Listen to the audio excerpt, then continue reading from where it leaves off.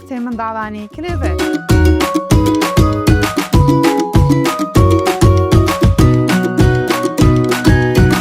باخچەی منداڵانی کلێڤەر بۆ ساڵی خوێندنی 2025-2026 کورسی خوێندن دەستەبەر دەکات بۆ ئەم قۆناغانە.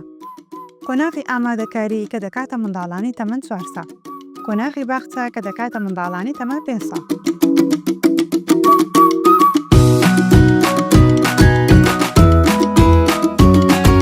خوێندن بە زمانی ئینگلیزی و وانەی کوردی گرنگێکی تەواوی پێدەدرێت.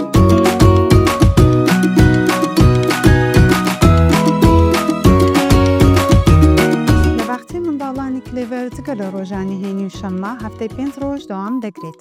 کاتی دەوام لە کاتژمێر 8 بەیانی بۆ 2 دوای نیوەڕۆ دەبێت.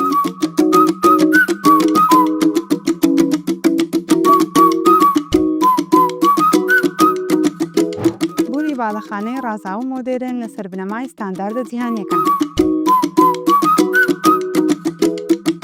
وانەی چیرۆکی پەروەردەیی و ئادابەکان بەبایەخەوە کاری لەسەر دەکرێت.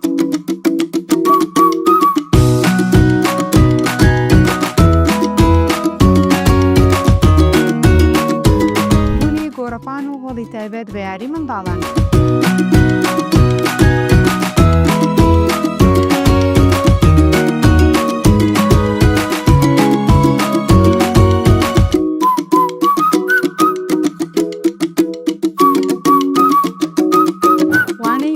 وەرزش و میوزیک گرنگی تەواوی پێدەدرێت، لەگەڵ ئەوەشدا گەشت و دەرچوونی زانستی ڕێک دەخرێت.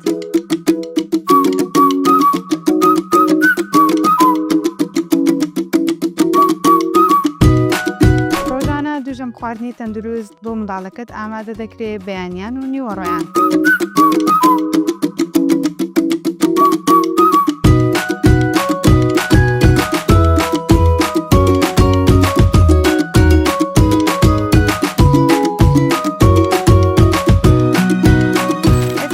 تۆمارکردن لە باخچەی منداڵانی کلێڤەر کراوەیە.